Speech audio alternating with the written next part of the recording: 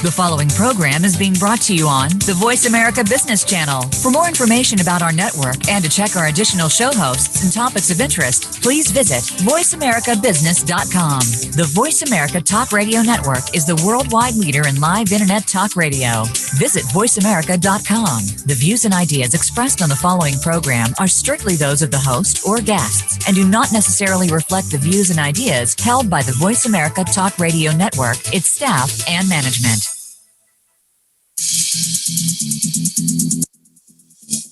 Where does yesterday's future, which is already here, meet today's future, which is about to happen, and tomorrow's future, which could be just minutes away? Welcome to Technology Revolution, the future of now, where host Bonnie D. Graham asks savvy futurists for their predictions about the tech-driven trends that are shaping our future right now. Here's your host, who will take us into the future of now, Bonnie D. Graham. Woo! I always expect a rocket ship to go across Zoom when that opening. Thank you to Ryan Treasure, I call him VP of Everything at World Talk Radio Voice America, my co-producer and the voice of that interesting opening. We are here with a very important topic. It affects anybody who's anybody. I heard years ago that if you don't have a social presence online, this was quite a few years ago, you don't exist. I didn't say you're dead. I said you don't exist. You have to have a footprint somewhere. How many times have you tried to look up somebody you went to school with, somebody who was a neighbor, somebody you used to work with, and you can't find them because there are 12,000 Gary Smiths on Facebook? I don't know. But anyway, we all need to have a social footprint. So we're going to talk today about what your personal branding on social media does to impact your future success.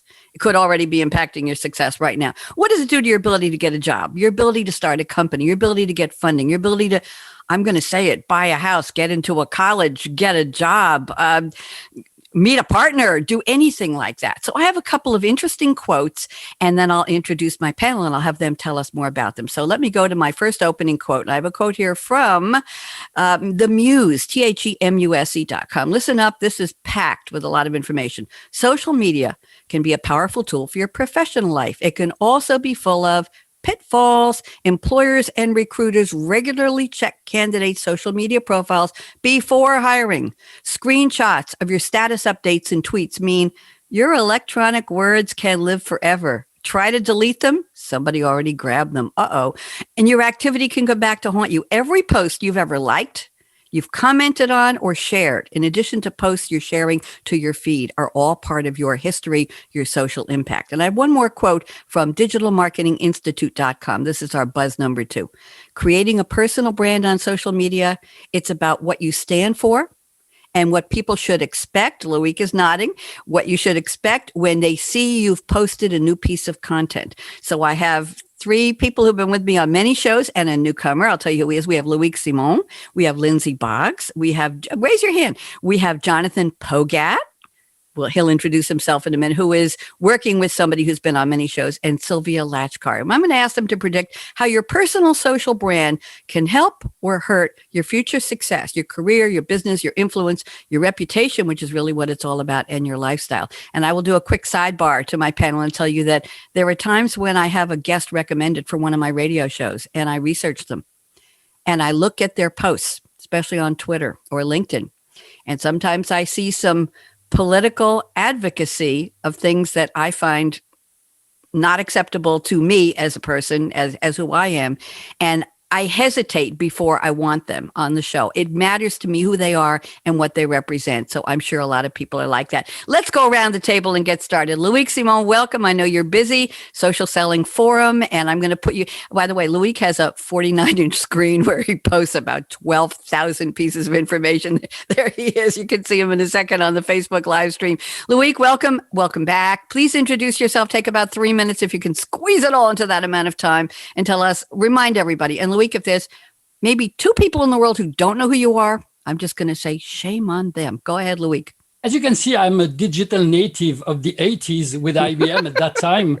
And I'm the founder right now of the Social Selling Forum, which, as you can hear, is a forum about social selling, leveraging social networks to sell oneself, to sell our brand, to sell products, and so on. And I've already committed 72 of those forums in a little bit more than 5 years, which is quite a lot. And since 1 year, of course, it's online and no more in the flesh. But then I discovered all the beauties of doing everything online with a studio and so on in the forum. And Sylvie, who is here, has also organized some of those forums with me with SAP. Yeah, that's who I am right now. I am really convinced about sales and sales transformation. This is my background. And I think today, salespeople and all the guys should be of course, on social networks, which many of them still are not correctly. Okay. Louis, quick question before I go to the next person who will be Lindsay. But Louis, what's your quick take on this topic? Is it dangerous? People, I'm posting pictures of everything, my family, my friends, and the car I bought and where I went for lunch and who I socialized with and when I went out to a bar and my colleagues and I having a party. Is that dangerous? Is it something that people should think about the long-term impact? Yes or no? Yeah, I always talk about alter ego. I think we should all have a better version of ourselves. And this is the version we should strive to become. And this is the one we should project online in all the social networks. We should not be so much in the dirt. Yeah, that's my take on this. Thank you. Thank you very much. Lindsay Boggs, welcome back. You have a very personal take, I know, which we'll get into during the show on social media, personal branding. Lindsay, welcome. And why don't you remind people who you are? Go ahead. Yeah, thank you so much for having me again. My name is Lindsay Boggs. I've been in sales for about 10 years. Most recently, I am a sales leader at Citrix, where I lead a team of sales development professionals. I would say, my big turning point was about 10 years ago. I started doing social selling before it was a thing. I was using LinkedIn to prospect. I was using LinkedIn to get relationships, to book meetings. And that was a thing that was not normal back 10 years ago. Now it's obviously the thing to do. And so I was kind of labeled a pioneer in that space, and it led me to a lot of great events, great personal branding opportunities with Shaquille O'Neal, Gary Vaynerchuk, and ultimately had a nervous breakdown in 2016, which we'll get to talking about a little bit later. And my brand changed to be more of like a mental health advocate. And so I co-founded a nonprofit on mental health about 2 years ago. And that's something I'm really passionate about. So that's a little bit about me. Thank you, Lindsay. And you're an example of sharing the good, the not so good, the happy, the not so happy, and real authenticity, real people.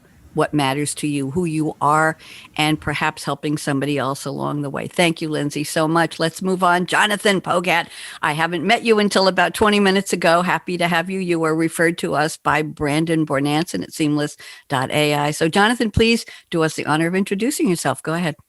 Absolutely. Honored to be here. My name is Jonathan Pogat, VP of Marketing at Seamless.AI. We help make prospecting easier by helping salespeople, leaders, individual contributors, and organizations reach their ideal client profile and customers. So I've been in marketing and advertising for 20 years. I spent 16 years working at agencies, started my career off in direct response. So stuff like direct mail and package inserts, and all this crazy stuff, working with data, RFM data, and helped build out digital marketing practices in the early 2000s for those companies. And eventually, about 4 years ago, started working with some of the fastest growing in-house companies as well. And that would brings me here. I think I have a unique perspective, starting my career in direct response, had that kind of millennial career path. My internship in 2000 was Y2K compliance. I was on LinkedIn like everybody here, right? When it was bad to be on LinkedIn, it meant you were looking for a job. And today, obviously, it's part of our everyday fabric. Absolutely. And what's your take? Is it dangerous to just throw stuff at social media in terms of your personal brand without thinking of ramifications, repercussions, ripples on the pond, if you will, Jonathan? Just a quick overview. What do you think? Yeah, I think everyone should be, measured to a certain perspective, right? And think about the impact of who can see what's out there, because you have to assume that once it's out there, once you hit that post button, the public can see it, right? And there's pluses and minuses to that, and you just have to take that into consideration. Thank you very much. Consideration is what we're talking about. And Sylvie Latchkar. Sylvie, welcome back. I just had you on one of my prediction show, as well as Loic a couple of weeks ago, which I posted a clip on LinkedIn, and it's getting a lot of attention. So happy to know that. And Sylvie, thank you for keeping on rippling out the impact of that clip. I appreciate it. Sylvie Latchkar, I can't imagine there's more than 0.2 of one person in the world who doesn't know who you are. But talk to that person, please, and refresh their memory. Go ahead. Yeah, I don't think everybody knows me, unfortunately, or fortunately, I don't know. So my name is Sylvie Latchkar. I sit in Paris, France. I work for SAP in a group called Industry Customer Advisory, which is a global group with all pre-sales, all consultants, and major product managers. And I ensure all those people are using social media to reach their objectives that are all different. I coach them, I train them. I am their social nanny. And I know that you like that. I love that. I love that. What about the pitfall, Sylvie? Do you counsel people to be careful what they post, or to think 5 times before they click that post button? Yeah, I think it's important because more and more people are communicating by themselves everywhere in different platforms. And when they go to Facebook or Instagram, it can be more personal, and maybe there's no security. So even there, they have to care about what they're publishing. It could be misinterpreted. So. And I forgot to say that I wrote a book about social selling, so I always forgot. So, what's the title of your book, Sylvie? Go ahead. I have it here. Of course. Good. There you go. Mastering Social Selling Like a Boss. I like that. By the way, I'm watching a TV series from a couple of years ago called Hustle, with Adrian Lester and Robert Vaughn, and they have a cartoon type like the picture on your cover. I think they borrowed it from you, Sylvie, of a quote unquote fat cat. I'll say a wealthy gentleman who's a little rotund, portly, and he's smoking a cigar, and they hook him. He's the mark. And they basically are like I can't use the word Robin Hood because of recent impact of that word, but they go for the greedy and the people who treat other people badly to steal, basically lift their money or whatever it is from them and give it to somebody who deserves it, or themselves in this case. So that reminds me of the intro to Hustle. Loic is smiling. It's a very interesting picture. Sylvie, thank you so much. Thank you all for the introductions. Now's the part of the show where I've asked my guests to select a quote from a movie, a song, or even a TV show. Yes, we've expanded to TV. People seem to have been able to run out of movie quotes. I don't know why. For some reason, there aren't enough movies to pick from. So Loic has picked, with my assistance and my suggestion, has picked a quote from The Wizard of Oz, 1939 American musical fantasy film produced by MGM, Metro-Goldwyn-Mayer, considered one of the greatest films of all time, the most commercially successful adaptation of L. Frank Baum's 1900 children's fantasy novel, which was titled The Wonderful Wizard of Oz. The movie starred Judy Garland as Dorothy Gale. And here is the quote. I won't attempt a Judy Garland accent because I don't remember what she sounds like. Toto, I've a feeling we're not in Kansas anymore. Loic, what in the world does this have to do with our topic? Go ahead. Yeah, but for sure, we're not in Kansas anymore, as you would say.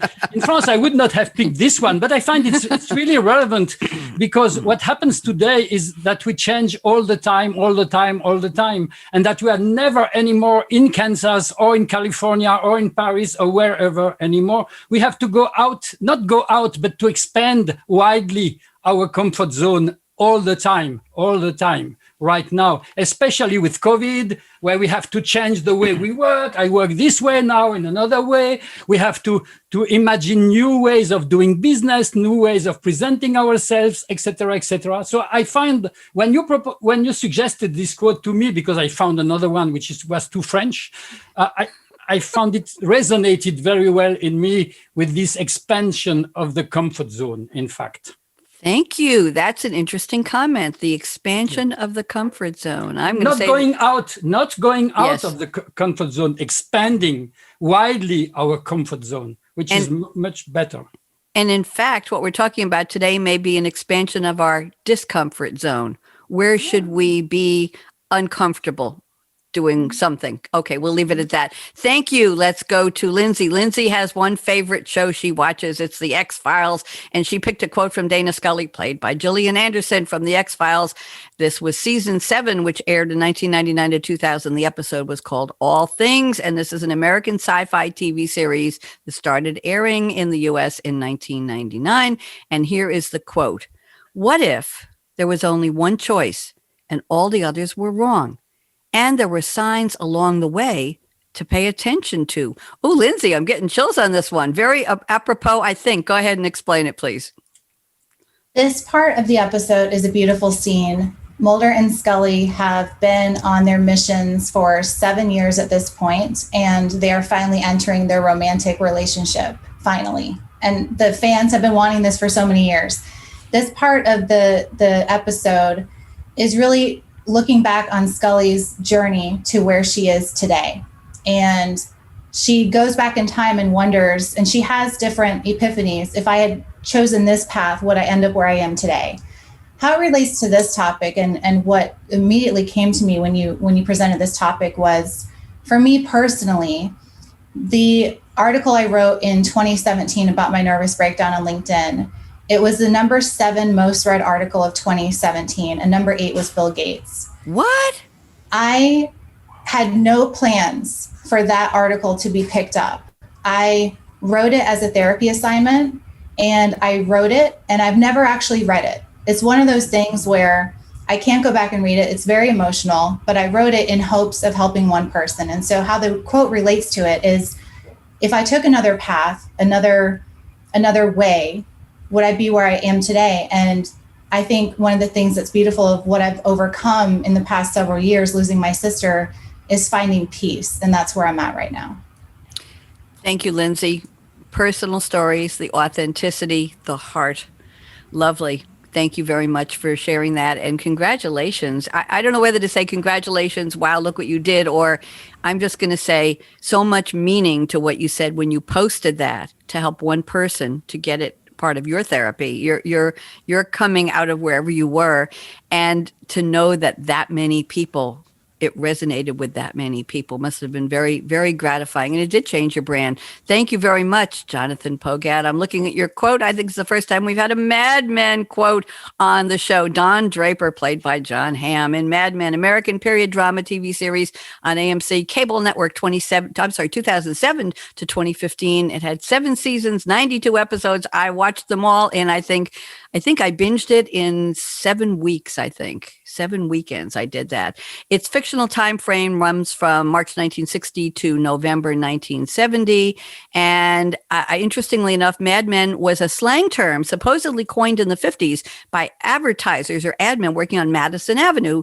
Mad was short for Madison Avenue, New York City. But in fact, Jonathan, the only documented use of the phrase from that era may have been in the writings of James Kelly, who was an ad executive, and it wasn't popularly used at all. But here's the quote, and this is great. Success is about standing out, not fitting in. Jonathan, talk to me. What does this mean? Can't believe this is going to be the first Mad Men quote of the show, but it's my all-time favorite show. And I believe I binged it in about 2 weeks in 2010, I think it was. I had appendicitis, and I was pretty much bedridden for Sideline. 2 weeks. I did nothing but watch Mad Men, but huge fan of the show. And for those that watch Mad Men, you know that Don Draper is a very complicated man, and his business persona is very different than his personal persona. I kind of wonder, I think I know how it would go, but I kind of wonder how Don Draper would do in the age of social media. I don't think he'd do very well. But success is about standing out, not fitting in. It's about differentiation. It's an episode where you kind of see a changing of the guard at the agency. A lot of young whippersnappers are joining, and it's all about the Pepsi generation at that point, and everyone's conforming to the same type of advertising. And Don makes a stand with that very powerful quote. And it's always very Don Draper to stand out, and it should be what we aim for as well. Right. I think people are looking for a unique point of view. They're looking to follow people that are authentic and how they think, how they operate, the work they do, their personal lives. We're drawn to authenticity. And I think that's a lot of what Don was talking about. Thank you. Interesting. His whole life was a lie, wasn't it, Jonathan? He wasn't Don Draper at all. And I won't reveal any more, but he was complicated, self-inflicted complication by various twists and turns that he created or took advantage of. So he was, in a way, authentically the fictitious Don Draper, right? Incredible. Yeah. He created the fiction, very well written. And if that show had aired in the age of Me Too, OMG. That's all I'll say. There was so much going on in those offices. It violated everything we hold dearer these days. Thank you very much. Sylvie Lashkar has sent us a quote from, I love this, from The Devil Wears Prada, 2006 American comedy drama film. And it starred, of course, Meryl Streep, who played Miranda Priestley, a powerful fashion magazine editor, and Anne Hathaway played Andrea or Andy Sachs, a college grad who goes to New York City and lands a job as Priestley's co-assistant. And it was brutal in its own way. And here is the quote. They're sitting in a limousine. I watched the clip. Thank you very much, Sylvie. They're sitting in a clip and they're talking about whether Andy really wants to continue working for Miranda and what is the life and what's she getting into, blah, blah, blah. And Miranda looks at her and says, everybody wants to be us. Ooh, Sylvia, I got goosebumps on that one. Tell me, why did you pick that one? Love the quote. Yeah, well, I love the film. It's, she's representing the person to follow in fashion. She's a reference. Everything she shows, everybody wants to buy it. So she's a reference. So I thought that sentence was exactly what we mean when we want to be influencers and we want to influence in a proper way. And finally, people are following us not only because what we are telling, but because they want to be at our place. Finally, they want to look like us. I think it's right. I think it's the sentence tells everything. Everybody wants to be us, and this is why they're going to drink what you drink, or buy what you buy, or think that everything you tell them is something that is appropriate. So, of course, it's not really the case. I mean, when we influence, not everybody buys what we say. But I'm sure there's big influencers like Bill Gates or Tim Cook in technology that are followed by millions of people, and everybody would like to be able to be listened like they are. Interesting. And that also, Sylvia, I think that also goes for the entertainment world, right? I think Ashton Kutcher had one of the biggest early followings on social media. I don't know who wants to be Ashton Kutcher. Gaga probably has a huge one. I think Britney Spears. And the question was, is it really them or is it somebody posting for them? I know there was a lot, and we'll talk about authenticity. Thank you all for the great quotes. I really appreciated those. And now we're going to get to the predictions part of the show. Each of my guests has sent me 4 predictions. We're not going to make this a formal roundtable where we all comment on each other's, but I will read the prediction. If it's very long, like Jonathan's, he wrote a book, a novel for each one. I appreciate that. I really do. I'll read a little bit of yours. The others are shorter, one sentence, I think, each. Lindsay's are a little bit long, and I appreciate that. That's great. I'll read a little bit or the full thing if it's short. Loic sent me some very one-liners, which are great. And then I'll ask you to take about 2 minutes and expand it, as they say on the news, unpack it, please. Oh, I've got to unpack this. And we're going to find out what it really has relevance to do with our topic. And if you're just tuning in, this is Technology Revolution, the Future of Now. I'm Bonnie D. Graham. I'm here with my wonderful panelists. We have Loic Simon. I'm saying it with a French accent. Lindsay Boggs, no accent needed. Jonathan Pogat, newcomer to my shows, and Sylvie Lashkar. So thank you very much. And our topic is the future of your personal social media brand. Is it helping or hurting your career, your business, your reputation, your lifestyle, your ability to get a job, to start a company, to get funding for something, to get into social circles, whatever you're trying to do in your life? What is the impact? And that's what we're trying to figure out. Are there pitfalls, or is it just, it doesn't really matter? We're going to find that out. So I'm going to prediction number 1, Loic Simon, and he says in his prediction, live streaming, video and audio, and that's what we're doing today, is huge for personal branding in 2021. Loic, is that good or bad? Talk to me.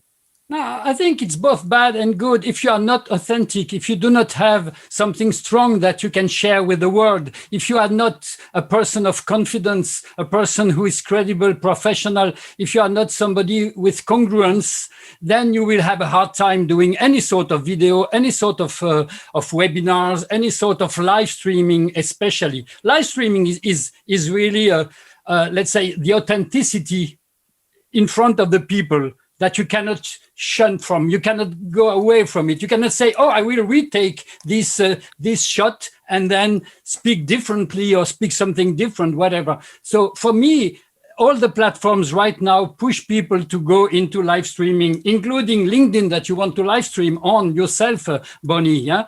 And I think that in 2021, especially on professional networks, of course, on Twitch, of course, on other networks like TikToks and whatever. Yeah, live streaming is already king. But for professionals like me, it will be paramount in 2021 to be really live streaming, both on audio and video. Yeah, again, to project confidence, credibility, and congruence, the 3 C's.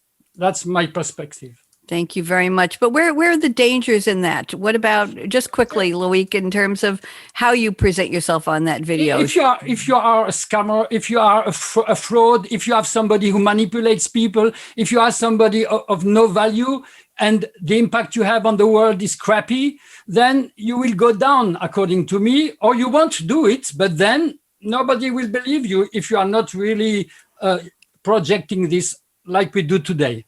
Thank you very much. Let's go to prediction number 2 from Lindsay, because she already covered number 1. But Lindsay, we're going to get back to the idea of the fake book later on. I will go back to your prediction number 1. Lindsay says in prediction number 2, photos live forever. Forever. She puts it all in caps. That's what she tells her daughter. And she says, does she check a candidate's social media? LinkedIn, yes. Facebook sometimes. Does it bother her if she sees pictures of boozy parties in college or booze and parties in college? No. Lindsay, talk to me. What's this prediction? Why does it matter, or doesn't it? It matters because I do look at people's LinkedIns absolutely before I interview them, because I believe LinkedIn is your online reputation, not your online resume. I want to see what you're sharing. I want to see what you're posting, engaging with, things like that. Do you take your profession seriously? Do I look at their Facebooks? Occasionally. I used to a lot. And then when I had my own mental breakdown in 2016, I really took a step back and thought, listen, I'm looking at these people's Facebooks and I see, yeah, there were a lot of booze on that picture. I was in college too one time, right? You've got to have some normalcy in understanding that I've been there too. And did I go back and delete all of my content from those years? I actually did. Some people forget to, but that doesn't deter me away from talking to that person, because I want to talk to a human. I want to be humanizing the sales experience. People want to buy from people, not salespeople. So the more human you can be, the better. And that's why I do look at Facebook, and I do look at their Twitter, but I don't put, if I see something that they posted politically that I don't agree with, that doesn't mean I can't interview them to understand them as a person. I'm not going to inquire about what they posted politically, because that's not my place. Very interesting from the side of the recruiter, the hirer. Very interesting. Thank you, Lindsay. Let's go to Jonathan's prediction number 1. It was very well written and long. I'm just going to read a little tiny bit. Jonathan says, your social media footprint, audience reach, and engagement will be the competitive advantage for out-the-door compensation. Jonathan, you need to unpack this for us, please. Go ahead. A little bit. And, I think we're starting to see some of this now, right? Like your personal brand is attached to who you associate with, whether that be your social network of friends, colleagues, and especially the companies that you work for, right? I'm always going to know right now that Lindsay works for Citrix, right? And I've been following Lindsay forever, I think, actually. We'll talk about that later, but always been a huge fan. But yeah, I believe, the recruiting process will not only just include your experience, your education, your accomplishments, et cetera, but also, your personal brand, right? Who you stand for, how many followers do you have? How engaged is your audience? How many connections do you have, right? It sounds very transactional, obviously you need to be doing a great job with being authentic and providing a lot of value back to that audience and a lot of value back to the community wherever you are on LinkedIn, Facebook, Instagram, Clubhouse, wherever you are, et cetera. But I really do believe it's going to be an asset that's going to help separate you from the crowd and ultimately get you compensated better. Thank you very much. Very interesting. Let's go to Sylvie, prediction number 1. Sylvie predicts it will be harder to check what your online reputation says about you. Sylvie, talk to me. Yeah, I say that in a way that a lot of people are looking for automating their communication, automating their posts, using community managers. So we don't know who is talking. So we come back to authenticity here. So a post people can post through your profile and you don't control it necessarily. And I don't like that because I think this is not consistent with what you are, with what is your personality, what is your brand. And so finally, we don't get who you are. And you mustn't forget that the real life is not on social. The real life is you're meeting customers, you're having business. So sometimes you meet people or you get recruited and wow, you are someone different. So you don't match with what you project. And this is a high risk, I think, a high risk to be seen as a person you're not. Thank you very much. I think Lindsay has something she wants to say. Raise that hand, Lindsay Boggs. That's why I love Logged. I love doing on Zoom. And Lindsay knows this, Loic knows this, and Sylvie probably. Jonathan, I've been doing internet radio on the phone for 10 years until about the spring of 2020. And for some reason, the pandemic said to me, go get on Zoom, start to watch people talk, watch them think, see their reactions. And it's such a pleasure. Now I get to see people I will never meet in person physically, but it's a whole new world. So thank you very much. So I could see Lindsay waving her hand. Lindsay, talk to me. What do you think? And with Zoom, I got dressed for you today. So you're welcome. Go ahead. What's your comment on Sylvie's prediction? I completely agree with Sylvie. And here's the thing I'd like to add. I believe that a lot of people out there are still in this fake book environment, meaning you only post what is going great. You don't post the bad things that are happening to you. I saw a quote from Scary Mommy the other day it was a quote that said something like, by the way, in 2020, I almost got a divorce, but you didn't see any of that on my Facebook. I showed happy photos of our family photo outings. And I believe that you have to look at somebody's profile and understand everyone has challenges, but they're not going to share about them. And that's why I follow more people in my feed that are more authentic. That's what I'm looking for. I'm looking to be more authentic. I share my bad days now, not every day, because I'm going to keep some of my life separate from social, right? But the people that are consistently like every day is the best day ever. And look at this new car, look at this new house, look at that. Like that was me in 2015. I was one of those people where I only shared the positives. I, touted my success, which success to me now is different than it was then. And I really believe that people are longing for more interaction with human elements and authenticity. Thank you. And let me make a comment and I'll ask if anybody else has them. When I look at those happy family, 14 people at pre-COVID, 14 people at a table, grandchildren and aunts and uncles and everybody and mom and dad and grandma and grandpa, I look at those photos and I say, seriously, they're all that happy. They're really having a good time. They really managed to get that many people together in one restaurant at one time, and they're all just having the time of their lives. I don't believe it. And it looks to me, Lindsay, in their reality of, look at how wonderful and happy our family is, and look at this great restaurant we went to, look at the great pizza we ate, or the great fish fries, or whatever we ate. I see them as projecting something that I don't believe is possible. Or I look at it and I say to myself, well, how come my grandchildren haven't come to see me? And I don't have 14 grandchildren. How come they haven't come to see me and we haven't gone to dinner? What's wrong with me? I have reflected privately what's wrong with me that I don't have all those things to post on social media.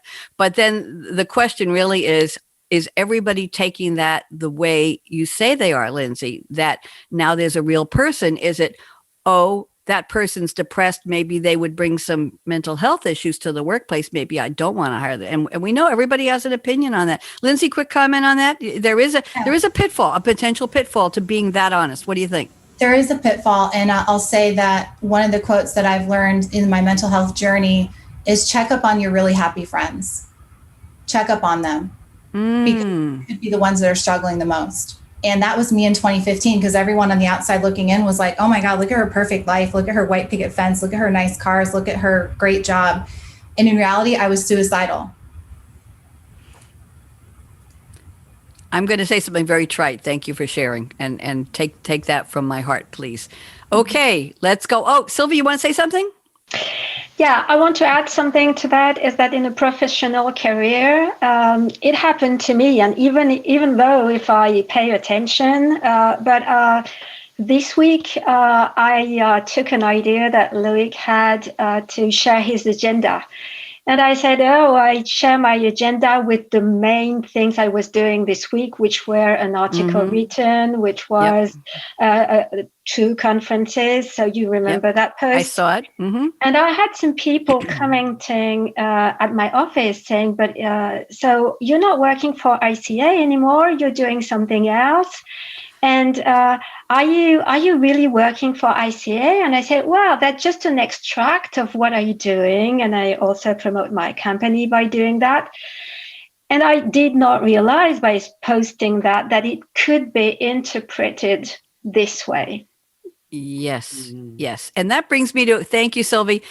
Let's go around the table. I have a question for all of you before I do another round of predictions. I think this is important. We've heard in the past, and Loic, you may have already addressed this tangentially, but do we need 2 profiles? Do we need to have, this is who I am on LinkedIn for business? Wait, let me just finish it. And this is who I am on Facebook. In other words, I will admit that I have 2 completely different names I use on social, because I have a radio show that is not business, where I do a completely different kind of show.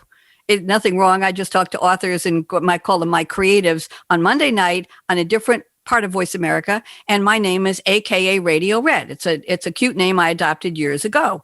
And the reason I did it because AKA sorts high in the sort. If you're sorting a list, A's go above B's and Z's and D's. And I was a programmer back in the day, Jonathan. I know about Ipsidic and sorting. So I picked AKA and it just stuck. So I have 2 different brands that I want to keep separate. I don't let people on that show call me Bonnie. I don't want to be associated. Nothing wrong. I'm not doing anything wrong. I just want that separate. So let's go around the table. We're not going to take a vote, but I love just a 30-second opinion on, do you need the personal side and the professional side? Should you have multiple profiles? Loic, go first.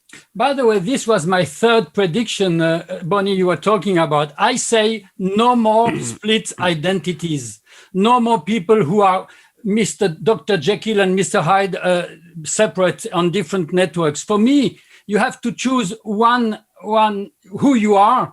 Of course, it's better to project a better version of yourself than being just, as I say, really raw and completely crappy and whatever.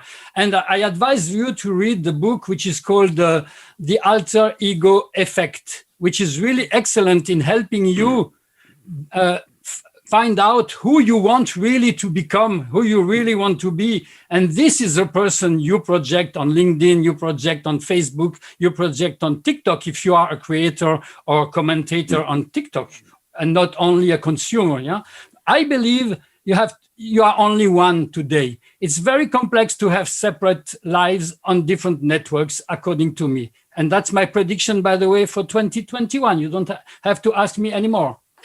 That's your number 3 prediction. So we've just jumped to number 3. Thank you, Loic. So let's go around the table, agree or disagree. Lindsay, you're virtually sitting next to Loic. What's your thought? 1 profile, 2 profiles. I'm going to stick with mine because that's makes me comfortable and nobody really cares. So but you are 2 people. Yeah. You are 2 people because you have a stage job. It's different if you are an actor or whatever. Yep. Okay. I'm a hybrid approach, and here's why I'm hybrid. My LinkedIn, my Facebook and my Twitter are all pretty much the same person you're going to see. My Instagram, however, I have 2 Instagram handles. One for my Lindsay Boggs social selling person, and then I have my personal Lindsay Boggs, and here's why. This is the only reason why. My husband is a very private person, completely opposite of me, and he doesn't even have social media. He has LinkedIn because I made him, and I manage it for him. But on my personal Instagram, I post pictures of my children. And because I've got such a big following on LinkedIn, people want to follow me on Instagram, and I want to give them that opportunity to follow me on Instagram, but follow my personal Instagram, not my private Instagram, because my private Instagram has my children, and to protect their privacy, I keep that very, very small. So that's the only reason why I'm a hybrid. But I do believe the idea of like one person, but when you involve other people like your children, I think that's where you could do a hybrid. And I will tell you, Lindsay, that a lot of people in their bios they send me for my business shows put the names of their children, their ages, what city they live in, what their hobbies are, what clubs they belong to, and I politely say no personal information. When I post your bio on the guest directory, and you know where that is, it's publicly available. I'm not going to put the names and ages of your children there. I don't want to expose you. That's me saying I draw that line to protect the life of the people who are gracious enough to come on my shows. That's my limit of what I will allow. So people, I'm in this club, I'm this club, and I bake this, and I go to here, and here's where I live, and it's a great city. No, not for your professional bio. Jonathan, we need to get you to weigh in on this. One profile, 2 or many. How do you work with that, or what do you think? I think I take a pretty similar approach to Lindsay. So Jonathan Pogat, the business guy, is the same person at home and vice versa. So I'm the same person on LinkedIn that I am pretty much at home, other than I might not talk about Pokemon cards in my 8-year-old as much on LinkedIn, but maybe that's a good idea to do so. I could be a little bit more authentic and reveal a little bit more about my personal self. So Epiphany, thank you, everybody. But same profiles. If anything, I keep my Instagram pretty closed, and mostly just because it's a little bit boring, right? It's like me, it's my kids at the pool, it's the family. It's kind of like my own personal photo album, if anything. And then everything else is fairly open. So I believe in being the same person. I totally agree with keeping parts of your life private, especially if you're in the public eye, right? And if you're posting on any social media platform, you're in the public eye. You don't need to have 100,000 followers, 50,000 followers, et cetera. You're out there, right? If you work for a company with a lot of customers, like all of us do on this panel, you don't want your 100 to 200,000 customers connecting with you on social media. It's just, if anything, it might be a pain to just accept them all or engage with them all. But I think there's a little bit of partitioning that's fair. Thank you very much, Sylvie Lashkar. I'd love to get your thoughts. 1, 2, or many. Who we got? So I have evolved a lot on this. Before I was saying just one profile, one person. We have a personal life, we have a professional life, but we are the same person, working or not working. Of course, that means that if we want to keep it private in Facebook or Instagram, we put security and we don't accept everyone so that we can communicate as we want and keep our intimacy. And by the way, we all have different level of intimacy. Some of us are very secret, and some of us don't have a clue of showing their children or their holidays or whatever. Where I evolve is that now in the future, you will have a lot of people having several jobs, several activities, like you have 2 different radio shows. And you can be a writer, you can be a journalist, you can have a company of production. And you can't have one brand for all of those activities. So in this case, and this is what you did, you need to create different brands, so different profiles. Thank you very much. Somebody have any comments? Loic, you want to comment back? Yeah, Go ahead. Go for ahead. me, it's more like a corporate brand, or like I have the social selling forum on one side and another brand on the other side, but it's still Loic Simon, one and only Loic Simon, according to me. I'm not two different person, even if I am a slasher, you know. Interesting. One of my pictures on social media, I posted me on the drums. Been a drummer for a couple of years. I have a band. I play with a band, and I have a picture of me holding the drumsticks with a drum kit in front of me.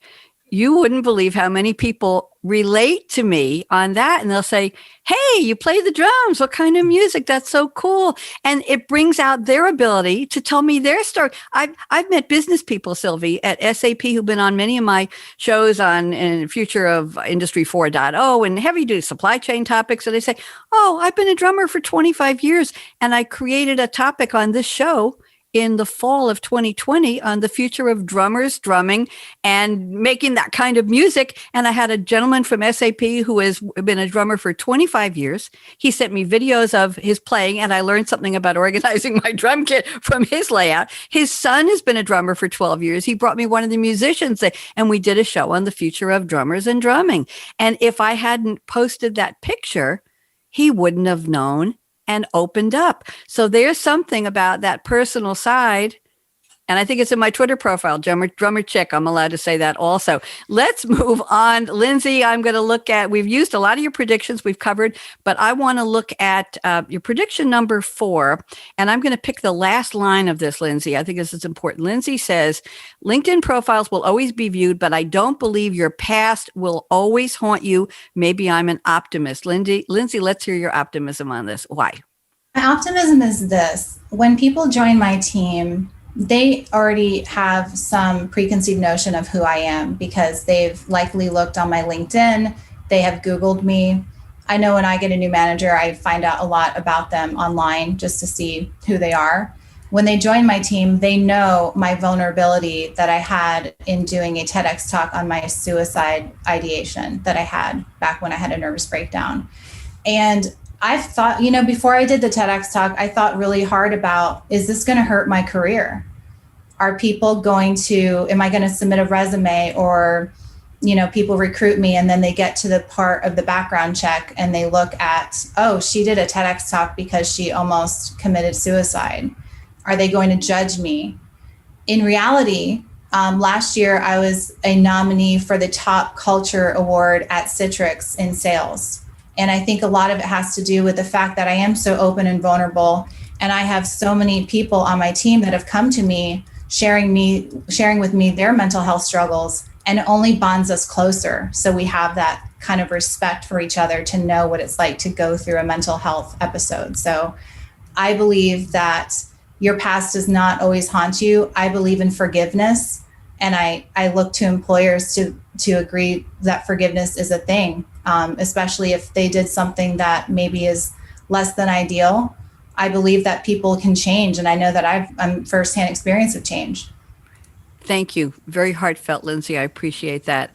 Let's go to Jonathan Pogat's prediction number 3. He says social media platforms will begin to reveal whether a social media post was originally posted by the original, and I'll say the named poster, if I may, or a community manager. And Jonathan says this is a bold prediction. Talk to me, Jonathan. Let's expand this, please. I think so, but in my opinion, right, some of my predictions here are a little bit out there and polarizing, but I think we deserve to know, right? And I think we alluded to that a little bit earlier in regard to people can tell the difference between your authentic self and your inauthentic self, right? You move to a new job and people go, what happened, right? This isn't the person that I read about on LinkedIn. This doesn't sound like the thought leader or person or whatever it may have been that I looked at social media when we first connected, right? And I think that people just deserve authenticity and transparency. I've done on behalf of clients and ourselves a number of tests on LinkedIn in regard to posting from, I'll call it the original poster. It's an old term, right? The OP's account versus a community manager's account. And there are a number of reasons other than just algorithmic, but the original person's account always wins out in terms of engagement, in terms of followership, likes, comments, shares, etc. I think LinkedIn knows. I know if you're logged in as an admin, they absolutely know. It'll say this has been posted by the person's name, not the original poster or the person's profile, right? And I think we should deserve to know the difference. And I think everyone's going to be all the better for it, right? I think we're better for it knowing that, Bonnie, when you're posting, it's you. When I'm posting, it's me. It's not a social media strategist that came up with a content calendar 30 days ago and decided to schedule the post on Tuesday on behalf of you, your show, me, my show, etc. I think the world would be a better place if we knew.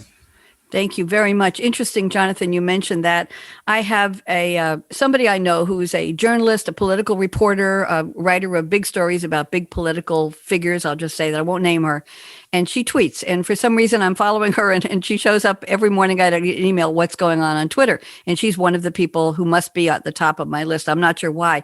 She never posts anything of her own saying. She always retweets and says, yes, and an RT, and then the person, so I have to click and go to where that was and what's the thread and what's the feed and where did that person say it. And maybe she's trying to say, this is my opinion, I share it with this person, but there's never a comment. Anybody want to comment on that? Is that authentic or is that lazy or is it telling? Loic, what do you think? Yeah, by the way, it was my second prediction about curation, which according to me is dead. 10 years ago, in order to develop my personal branding, I was able to just curate content coming from other people, from articles, from posts, yes, whatever. And I think today this way of doing is purely dead if you want to develop your personal brand. If you want to develop your personal brand, you have to comment, and add a lot of value to comments that you do. That's the first thing you have to do, comment on other people's posts, and then you have to post yourself to be among the 1% who do posting and live streaming, by the way, and video and whatever, you name it. So I think just retweeting or just sharing or just and no value anymore, at least for developing a personal brand. I would tend to agree. Sylvie, go ahead. Yeah, curation is just made to find good content, and then you are commenting or giving a point of view about. So it's a basic of the comment, and you can promote your brand by telling what you think about an article, a video, or whatever. And this is really important to do it. Never share something without commenting. Never share a content without commenting. Thank you. And I find it annoying because I have to find what she's retweeted. I have to find the link, which is usually a compressed, fakey looking link, and go to the thread where that person commented and see who they are. And you know what? It's too much work. It's just too much work. And part of my brand, I think, on LinkedIn is when I post clips from my shows that I've live streamed on Facebook because I'm not on LinkedIn yet as a live streamer. I put wow. That's part of my brand. It's a wow times 1, wow times 2. Sylvie, you've seen these. Wow times 4. Lindsay, you've seen these because I'm so excited to be posting. So that's part of my brand. I should say drum roll number 4. Let's see if we can squeeze in one more prediction. Sylvie, I'm looking at your number 4. We may have covered this, but I think there's another flavor in here. You say, because of multiple activities, your brand will be made out of several. Sylvie, why don't you take about 60 seconds and then we'll do a wrap up around the table. Go ahead, Sylvie. Yeah, what I didn't say about this is, of course, when you build your brand, you can be someone with multiple activities, which is my case. I mean, I'm a coach. I'm an expert in social selling. I'm also in digital communication. So I have several branches of my tree, right? So that can be seen also as something interesting by companies or by customers. But if, for example, I would have several businesses that have nothing to do one with another. I think it should be separate. So, that is going to come more and more in the future. So I think we need to think about this before we settle those brands and we create our different accounts.